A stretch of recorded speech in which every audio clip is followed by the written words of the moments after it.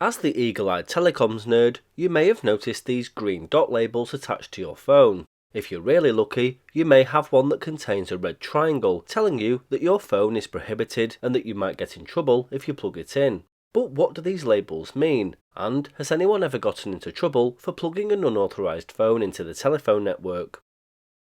The label indicates that a phone has been assessed by the British Approvals Board for Telecommunications, or BABT. The BABT was established in July 1982 by the UK government to provide type approval services to the telecommunications terminal industry. Before then, only two testing establishments conducted this task: the British Standards Institution and British Telecom. The British Telecom brand was introduced in 1980 and became independent of the Post Office in 1981, officially trading under the name.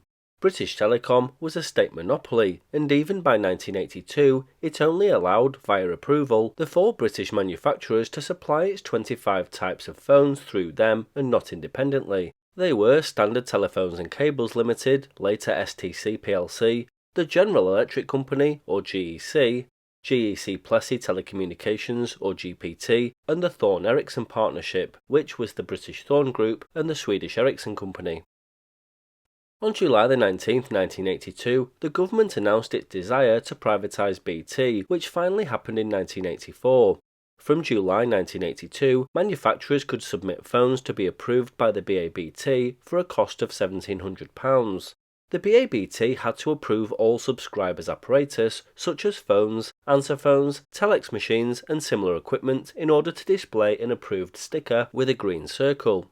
If this approval wasn't met, or the equipment was not tested, then it had a prohibited sticker with a red triangle. A government minister officially opened the new testing laboratory at the British Standards Institution in Hemel Hempstead on Tuesday the 6th of July 1982. Its role was to test the safety and performance of types of telecommunications equipment on behalf of the BABT.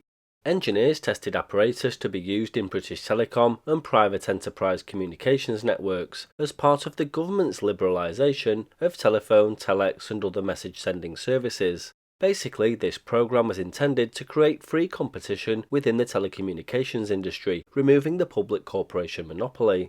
There had been some harsh criticism from equipment suppliers that testing was largely carried out by BT. They argued that approval took too long and was too harsh.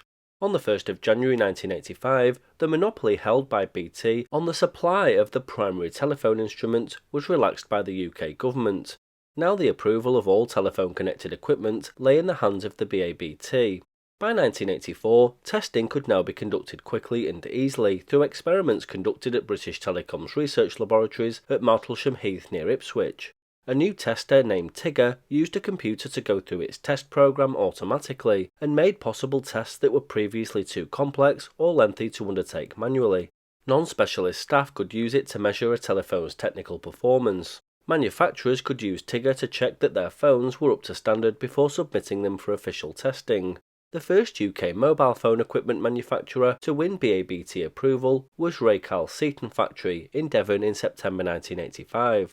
On November 19, 1981, new style telephone plugs and sockets were introduced, enabling convenient movement and replacement of telephones and customer equipment. Up until the 1980s, the vast majority of phones were hardwired, with the exception of a few phones that used jack plugs and sockets. All the wiring had to be conducted by the GPO. In 1984, the Telecommunications Act created a private company by separating BT from the GPO. It was now British Telecommunications plc.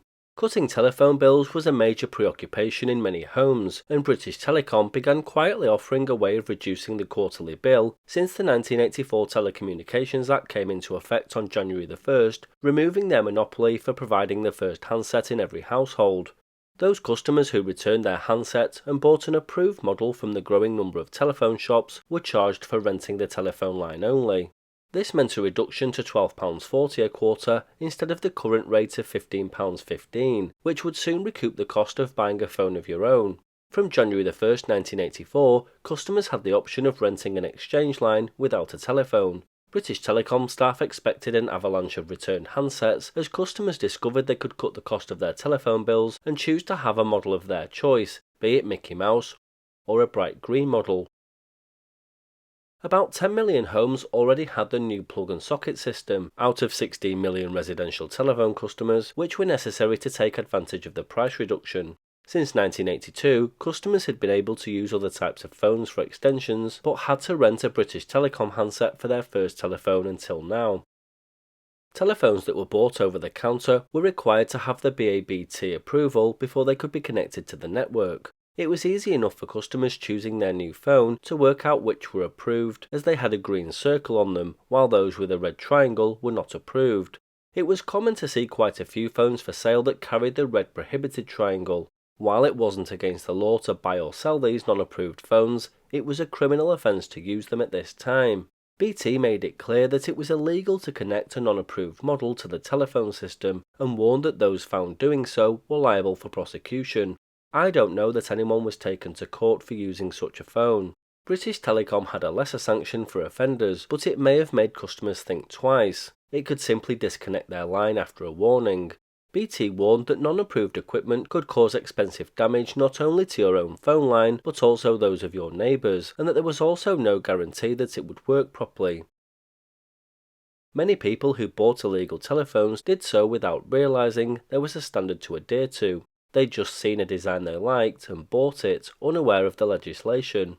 When subscribers notified BT that they wished to return their handset, it was collected, but despite warnings about only using approved telephones to replace the BT models, the engineers didn't inspect the new handset. BT warned that cheap non-approved models, costing only a few pounds, were likely to give poor quality speech reception and more crossed lines. All retailers were legally obliged to display either the green circle or the red triangle on their stock. BT went further in their fight for telephone sales by telling customers that even if a phone carries an approved label, it doesn't mean it's been manufactured by British Telecom, and therefore may not have been up to standard. They said the green circle simply means that it's been approved by an independent body. To be certain of buying a British Telecom phone, make sure it carries the British Telecom T symbol. It wasn't just phones either. Home computer magazines called 1984 the year of the modem.